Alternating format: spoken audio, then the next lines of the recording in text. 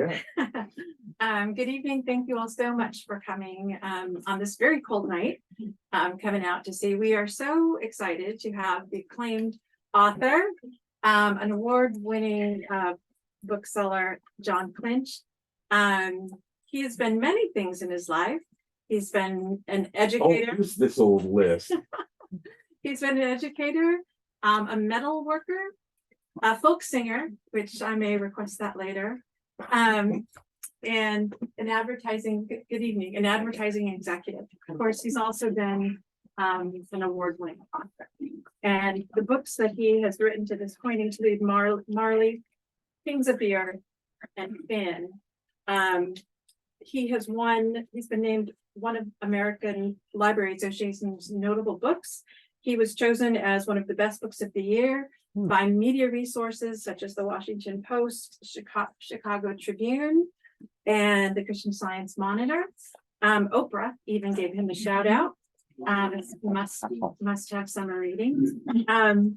For his newest book, The General and Julia, the reviews have been absolutely outstanding. Booklist said, epic in perspective and feeling, sublime prose, superb historical fiction.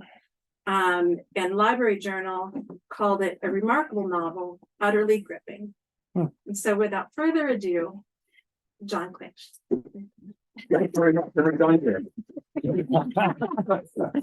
Oh, thank you, Bonnie. Once again, thank you to you folks so much for being here. It's an honor that I think isn't often well enough acknowledged, that you folks would take some time and come and be here with us.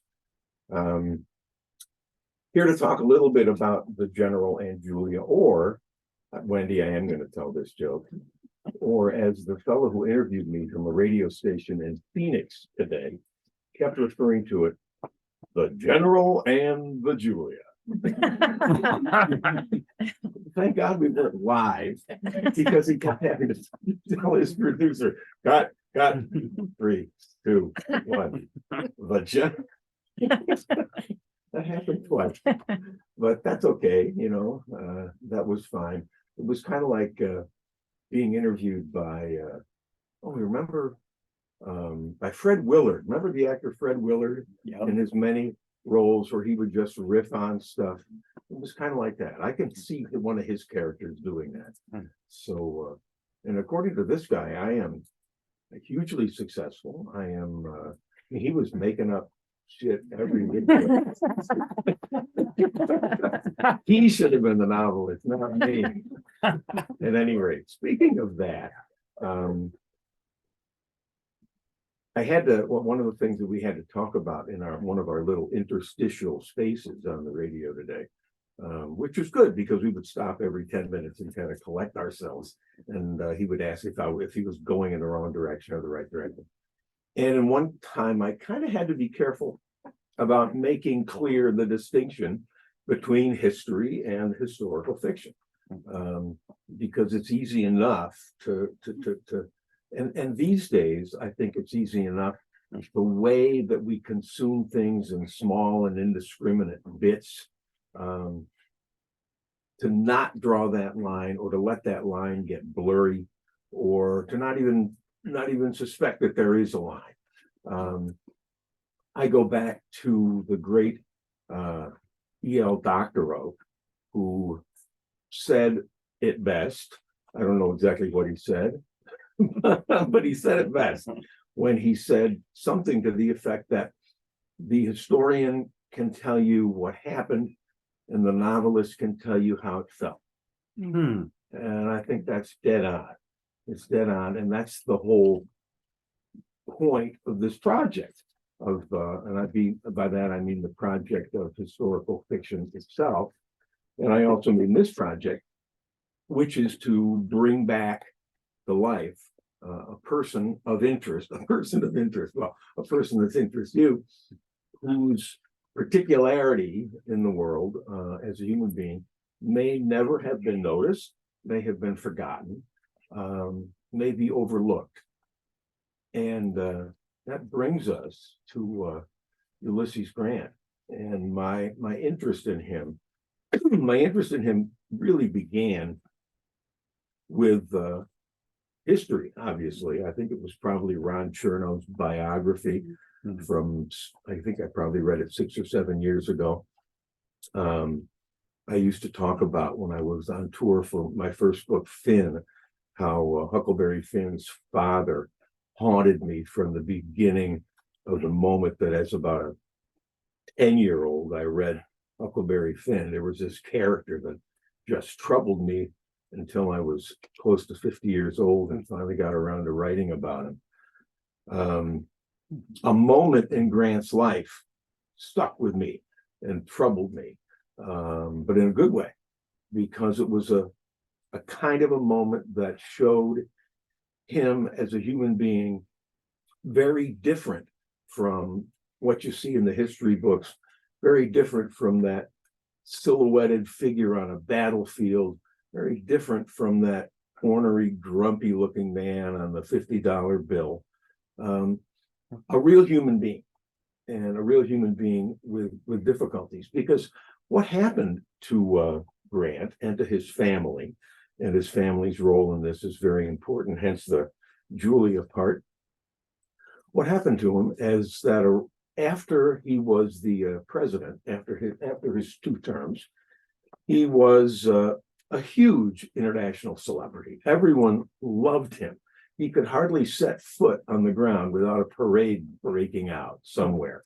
And he was beloved in the North. He was beloved in the South. He was beloved the world over.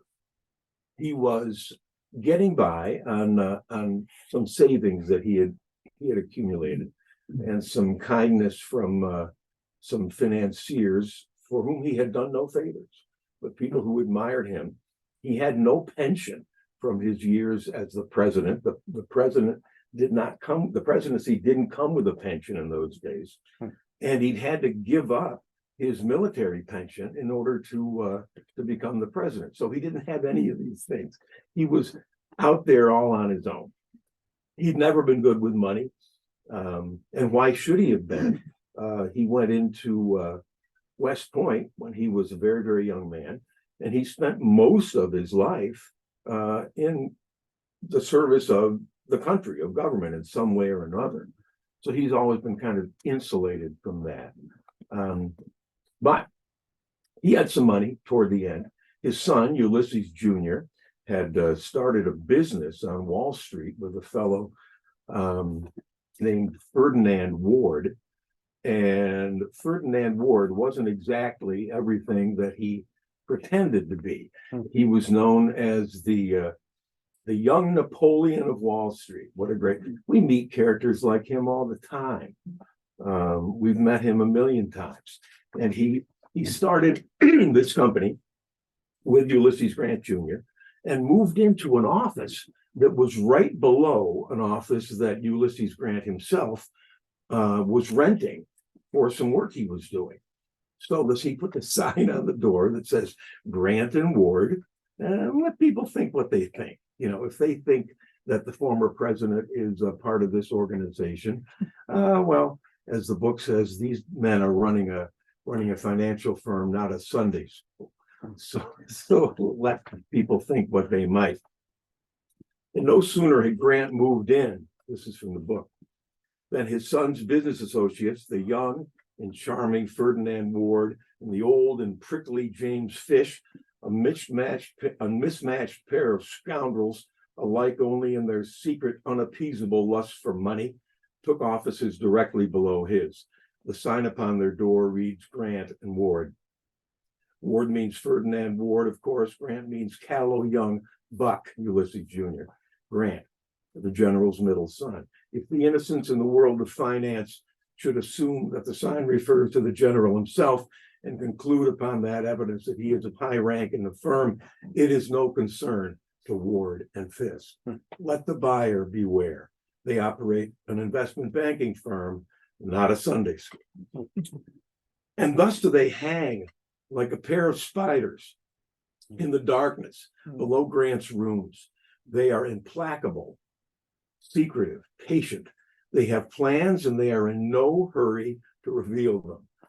Creatures such as this are always to be found where men gather, weaving pale and sticky threads through the warp and weft of the daylit world. They are often much nearer to us than we know. One may be right alongside your boot just now. Look close or you'll miss it. No matter, it won't have gone far. So these two set their trap. Grant fell into it. Half of Wall Street collapsed. His whole family collapsed. And here was this man who had told all his friends and family that they should invest in his son's company. And they all lost everything. And he was the sort of individual who was not to take that lightly. He set about doing his best to repay those people, even though he didn't truly owe them a nickel. And he set out to try to do something that would bring some financial stability back to his wife and his children and his grandchildren. He had 4 grown children at that time, 3 great-grandchildren, and he just could not bear the thought of leaving these people with nothing. He had lost not only his fortune then thereby, but he lost his health shortly thereafter. It's ironic that I'm sitting here with a cold and coughing away because what took Ulysses Grant out of this world was throat cancer, probably attributable to the 25 cigars he smoked every single day. I don't know how you have time to do that. You must address yourself to it assiduously. I think maybe he counted on his friend Mark Twain, who smoked almost as much as he did. One of my favorite bits in the book, Twain appears, Clemens appears quite a bit. And one of his chief concerns is that when Grant's business folds and he has to retreat to his house, that something terrible may have happened to the humidor. But nothing did. He managed to save the cigars. At any rate, people wanted to come to his rescue. And one of his friends, as time went by, during the last year of his, let me back up. During the last year of his life, he set out to write his memoirs. I'm sure there's a copy of them here somewhere. It's a beautiful book. It's a military history in most ways, but it contains the soul of Ulysses Grant. It has his personality all over it, and you can feel the way he felt about things by the way he described them. He'd gotten the idea various ways that his memoirs might be a good thing to sell to keep his family going. And as time went by, with the cancer eating away at him, and with the efforts that he was making to write the memoir, and with the attention of doctors who spent their time trying to kill the pain that he was suffering and injecting him with, Jerry Garcia could have used this as a cookbook. They would inject him with, you might get up in the morning and get a shot of brandy with cocaine. And then as the day went by, he might get ammonia with wood alcohol. I mean, it was things that you wouldn't dream of putting into the human body.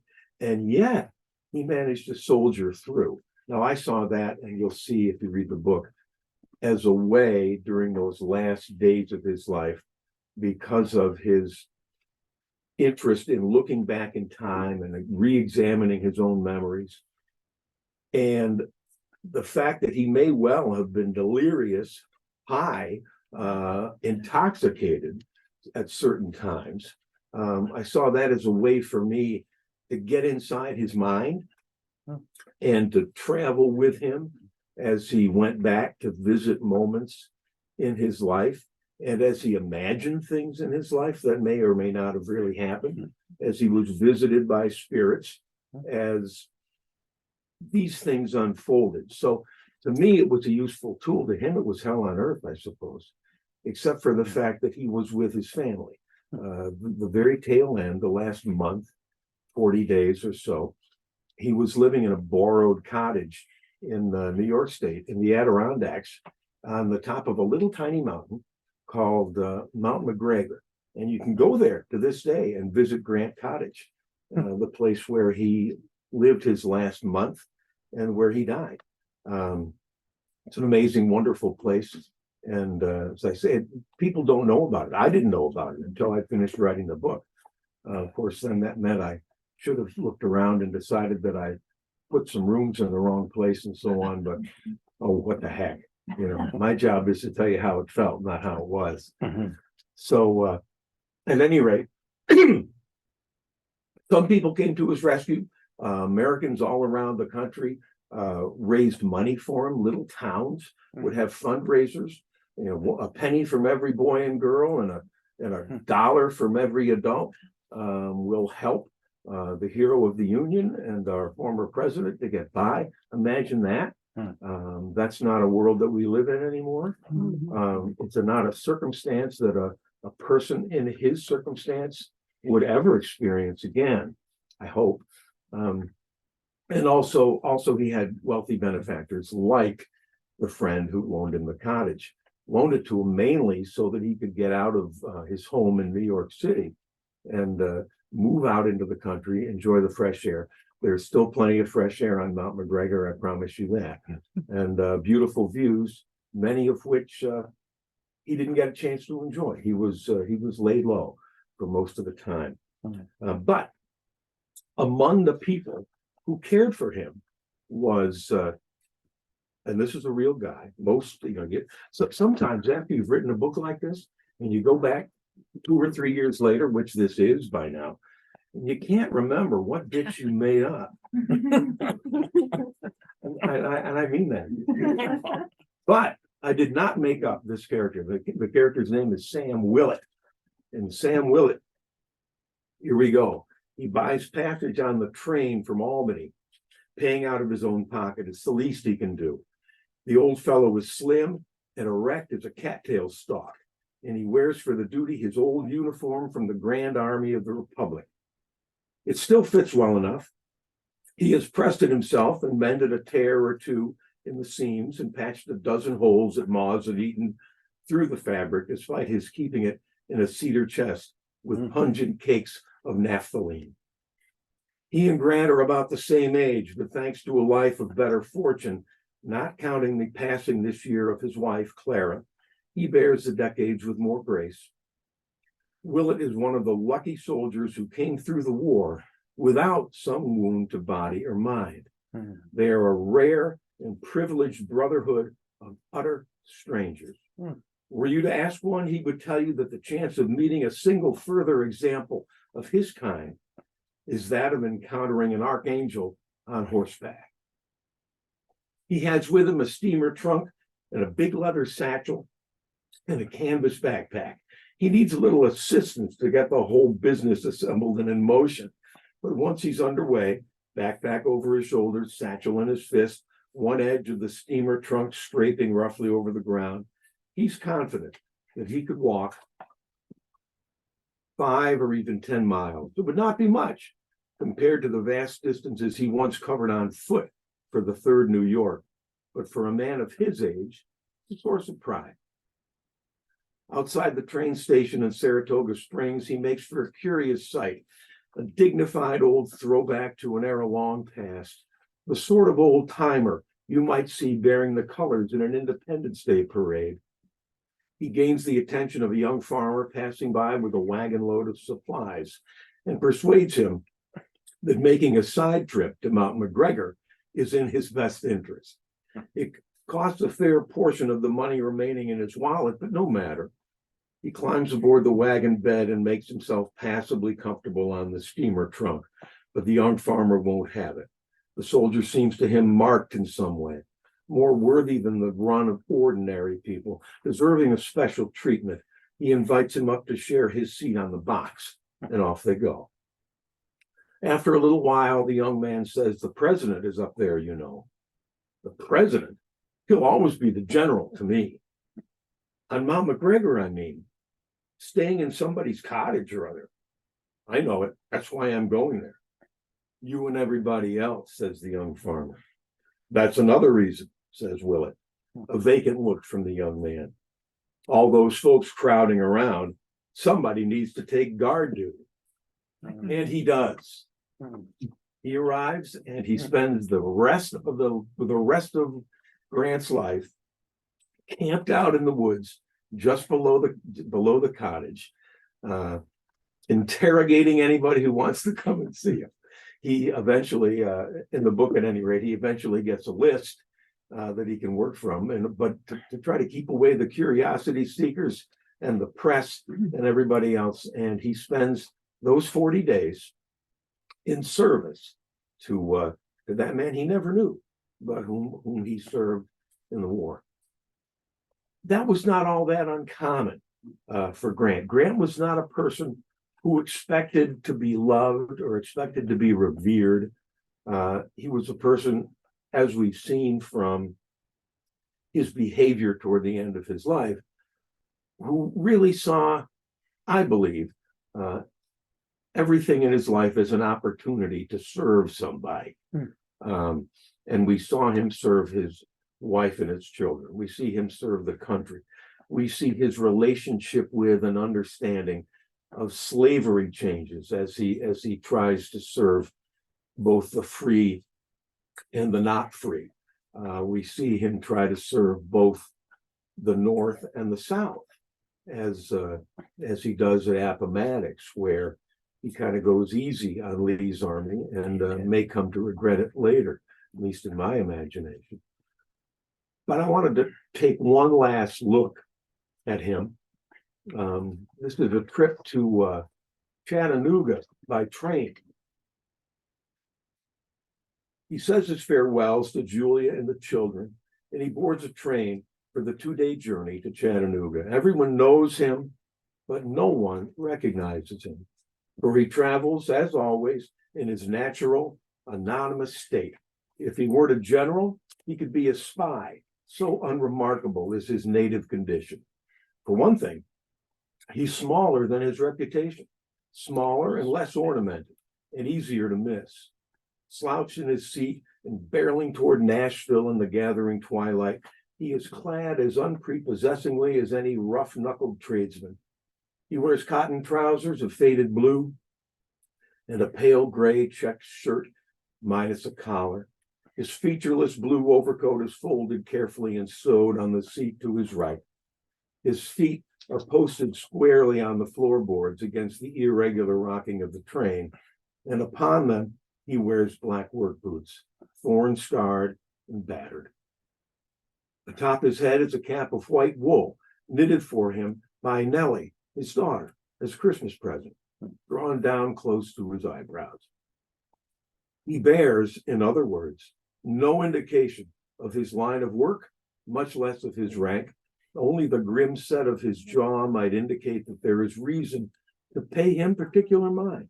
The set of his jaw and the sparkle of his flashing eyes as blue as the skies of his native Ohio, as blue as his lonesome traveling heart, as blue as the brightest hopes of the Union. He awakens from a nightmare. A moonlit army is in panicked retreat, tumbling down a wooded ravine in massed and plummeting chaos, flags and the fallen crushed underfoot, bullets coming from God knows what rifles, set God knows where, men and horses dropping from prior wounds or falling, wounded anew. Along the way, they have set fire to wagons and armory carriages and precious stores, and their silhouettes leap up against the flames like devils. He cannot tell if the men are his or someone else's. It's important. And therefore, he does not know whether he should encourage them with shouts or rout them with gunfire. What he does know, even here, in this smoky and tumultuous dream, is that they are men and they have lost something close to their hearts, and some of them are dying. Shouts rouse him up, shouts and a shuddering of the train as it slows. He opens his eyes and straightens his back.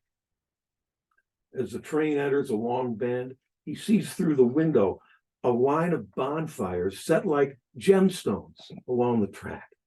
The sun is nearly set, and the stars are coming out, and the fires reflect in the glossy black sides of the passenger cars, doubling themselves again and again as the train flickers past. He sees men tending the fires, and he wonders what has brought them, where they have come from, and what their intentions might be. A porter comes through to light the lamps, and by their the low bloom of their glow, he catches sight of his ghost in the window pane, white cap and wrinkled shirt and all. He snatches off the cap and rakes his fingers through his hair, making himself at least a shade more presentable. The act brings his face closer to the window, and the firelight illuminates his features from without, and a roar goes up from beyond the glass. The men along the tracks are soldiers. He sees that now. Some are in uniform, and some are in partial uniform, and some are not in uniform at all, but they are soldiers, every one. Union soldiers, his soldiers. They wave their hats and they shout his name, and they bellow into the night like the hog collars that some of them would still be, were it not for this damned war. Such cheering and hallooing you have never witnessed. For moments like this are reserved for very particular individuals. They're not meant for the common run. And whether you are the one being cheered or a member of the cheering throng, you will never forget it as long as you live. 80 years into the future, men now barely past the age of consent will be telling stories of this night to their great-grandchildren. How word got out that General Grant would be on this train, how every available man came from all over Tennessee, how they not only saw the general with their own eyes, but were actually seen by him. Grant smiles down on them in spite of himself, and they respond in kind, their upturned faces agleam in the light. Some of them snap to attention and offer a salute, which the general returns, despite his dishevelment. To do less would be a sign of disrespect. The train moves on, and Grant draws his cheek up against the window and peers into the distance ahead. By God, he thinks, they've lighted the tracks all the way to Nashville. Well, started with E.L. Dr. O and saying what happened and how it felt. I'll end with me. I did a little article the other week for Writer's Digest about historical fiction, and the last line was something to the, I don't know what I wrote either, never mind what you Dr. wrote. But the idea basically was that you can leave getting down exactly what happened to the historians, because as a novelist, your job is to raise the dead. And I thank you for listening to all that.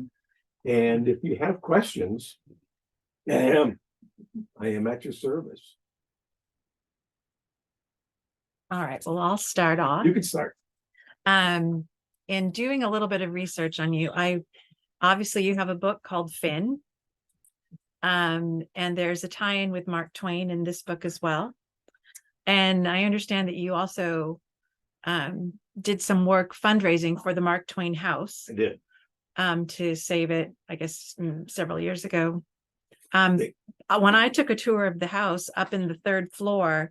Have you all been to the Twain house, by the way? By it, but never in it. Oh, It's an excellent, yeah, it's great. I take all my friends, but Good. up on the 3rd floor, I believe they have a check that didn't Twain publish grants? He did. Mark Twain was responsible for, he published, he found out that Grant was about to sign a really bad publishing contract, because Grant, as usual, had great faith in the editor that he was dealing with, who was a magazine editor of all the lowbrow things as far as Twain was concerned. So Twain came to his rescue, arranged to get him some other offers, and ended up publishing the book himself. It was the second book that Twain's own publishing house produced, the first one being Huckleberry Finn. And the second one was Grant's memoirs, and it outsold Huckleberry Finn by a very wide margin. So there you go. Yeah. But yeah, the Twain house, you have to go there. It was a real treat for me to be able to write Sam Clemens as a character in this book. I've gotten, well, I've been a huge reader of his ever since I was a little boy. And when I married my wife, Wendy, I discovered that she loved him even more than I did.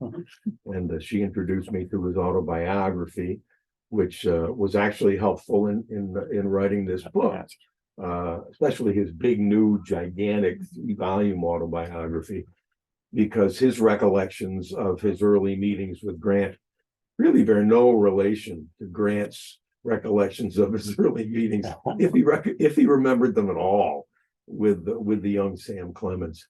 So Mark Twain has always been my friend, and I've been lucky enough. I mean, the Twain community, the Twainiacs, as they call themselves, it's a big and demanding and tough as nails and kind of insulated crowd. But they've adopted me in some ways. Actually, Wendy and I got to stay at the Quarry Farm, which is where his wife's family farm outside Elmira, New York. We slept the night one night in the bedroom where Twain's youngest daughter, Susie, was born. And Wendy still hasn't stopped shivering, I think. The bathroom wasn't much, left some things to be desired. At any rate, Twain has been, my connection with Twain has always been good to me. I felt honored by the fact that people have sort of considered Finn a work of literary criticism that happened to be shaped like a novel. And they took it seriously that way, which was my intention. And got to know the people at the Twain house, spoke there any number of times, and they were in deep financial trouble. They had just finished building the big museum in the backyard, and they had had some staff trouble. There was some accounting irregularities, and they were a matter of a couple of weeks away from having to not make payroll. They were in dire straits. But I managed with the help of about a dozen other writer friends. We all got together. And, writers don't like to stop reading their own stuff, but we all got together for one night and everybody had 10 minutes to read Mark Twain. And that was, you give somebody material that's that good and maybe they shut up about themselves. So that was good. And we did a lot to publicize it. And actually, by the time we went on stage, the Annenberg Foundation had called the director of the museum and promised them, I think it was about $2 million. So it was enough to get them back rolling again. And it's been a pleasure to be their friend all these years. Actually, in a few weeks, I'm going down to the National Civil War Museum, which at present, the president is named Jeff Nichols, who ran the Twain House in those days. So those friendships continue. Okay. Did Grant finish his memoirs before he died? He finished them 3 days before he died. Wow. 3 days. Wow. Yeah. Yeah. Hard to believe. I mean, obviously, you don't know, but it's one of those things where the husband dies. It didn't happen here, but an old couple where the husband dies and 3 days later the wife passes away. I mean, he was shooting for that thing. He was keeping himself going until he got the job done, and he did. And the clock on the mantle at the Grant Cottage is now set to the time at which his son stopped it, when he stopped breathing. Yeah. Grant Cottage, by the way, cool place. I have a T-shirt from them. He died in 1885, and the legend on the T-shirt says Grant Cottage, founded 1885. So it was founded the minute that he passed on. So that's pretty cool.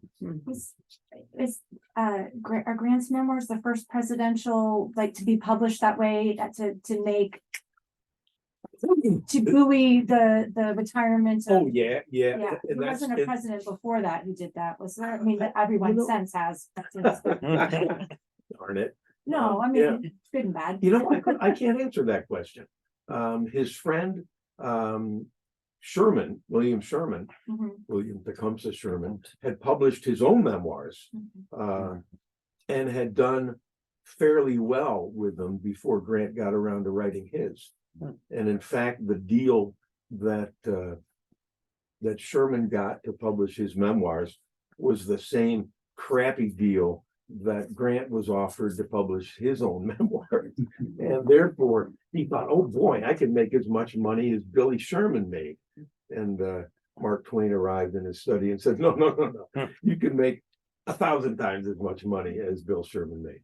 So, but I can't answer. But the Civil War memoirs were already going then, Right. definitely. Quick question. Can you talk a little bit about your own process writing? What does that look like?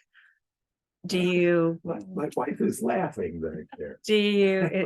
up in the morning and you write at a certain time, or what does that look like? I haven't written anything for a little while. I've just been, I don't know, too occupied with this and but in general, but that's like asking a depressive person like me, how do you feel today? Well, I feel pretty good today. How did you feel last month? Not so hot. So the usual routine for me is to start in the morning, unless it's wintertime and I'm going skiing with Wendy, because I love my wife, and if I'm going to see her during the winter months, I have to be out on the slope.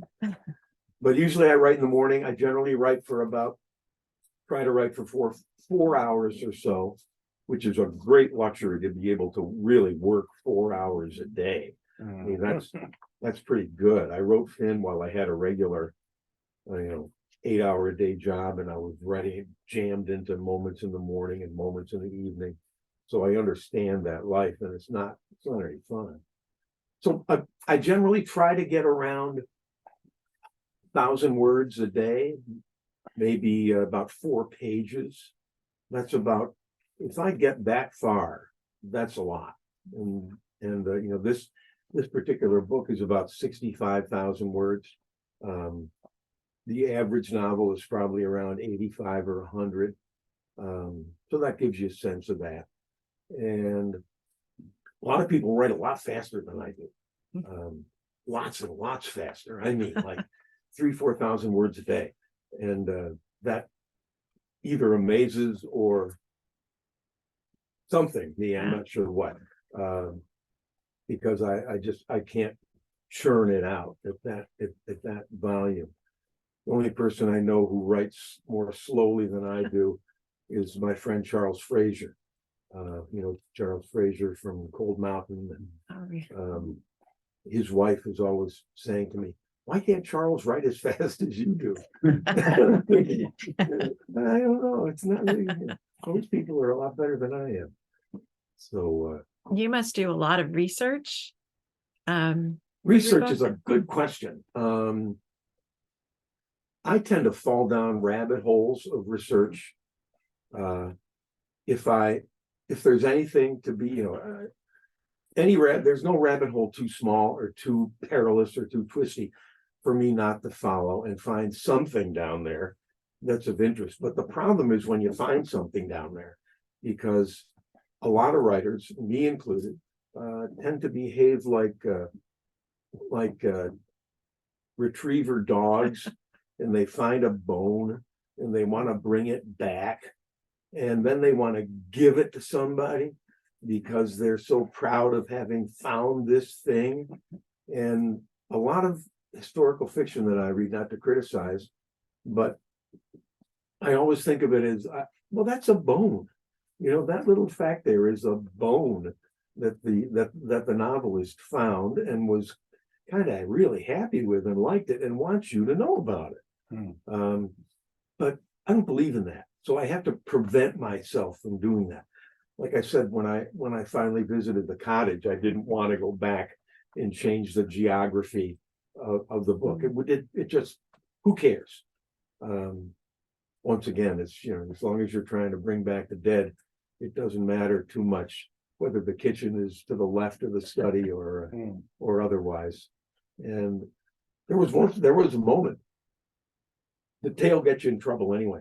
There was a moment after Finn that I got an email from someone, a lover of hats or something, who sent me a note chastising me because some minor character in Finn was wearing a bowler hat in approximately 1845.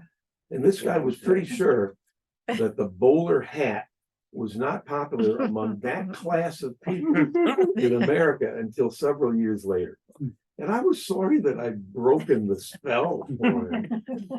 But we went into a paperback edition after that, and I did not remove the bowler hat. Let's put it that way. That's funny. Any more questions? One more question? I have a question about Mark Twain. I know he loved Hartford, but why did he spend so much time in Elmira, New York, of all places? Elmira was his wife. His wife's family had a summer home there, and it was right above the Susquehanna River. It was occupied, in fact, by family until maybe 15 years ago. It's been continuously lived in. It's called Quarry Farm. There's still a quarry there. He actually had constructed a little octagonal, what's the word I'm looking for, Wendy? Gazebo. A gazebo, built sort of up over the water, so we could look down over the water. And it was in that gazebo where, over the course of a few summers, he wrote Huck, and he wrote A Connecticut Yankee in King Arthur's Court, and he wrote The Prince and the Pauper. And many of his really best known and favorite books were written there in that outdoor gazebo outside Elmira, New York. Yeah, and people are surprised when they find out that he's buried there. They think Hannibal that's the other thing. The other problem with the Twain House, there are at least 4 that I can think of, places where people who love Mark Twain can send their money. They can make donations to the Twain House, or the Twain House and Museum in Hartford, or to what's called the Birthplace in Hannibal, or to the house in Reading, Connecticut, which is called Stormfield. What a great name. And there's a Quarry Farm. So among those 4 places, it's kind of, I think the Mark Twain community gets tapped out trying to figure out where to send their next $50. And I can't blame them. Can you tell us going forward, do you have a project that you're working on? I do. I have 2 or 3 things that I've been hammering away at. They're all about half done. One of them is the closest to this in form and in subject matter. They're all historical fiction of a sort, and some of them are based around fictional characters, and some of them are based around real life people. And probably my favorite is one very much unlike this. It's actually based on my grandfather, who was probably a terrible person. All I know is that when my dad was in his 50s, he had grown up idolizing his father. His father died when my dad was very small, and 12, 14 years old. And when my dad was in his 50s, he discovered that his father had another family earlier, a family in Clinch Mountain, Tennessee, and he had abandoned them and come north and found my grandmother, that sweet little thing, and married her and started all over again. And there may have been other families planted along the way by this fellow. And to me, he's become kind of an interesting ghost haunting my life and haunting my dad's, because it's tough when your hero turns out not to be the person you thought he was. So that might be coming up. Interesting. All right. Well, we'll keep an eye out. Well, thank you so much for coming. And John, we'll be signing books after. We do have books for sale. There's a lady at the register that can help you. We have the General and Julia, and we have Marley. So thank you so much for coming. Thank you. We- Thank you. Wonderful job. Thank you so much, Joel. I really appreciate it. Thank Sorry. you. All right, I'm gonna have you move right over here.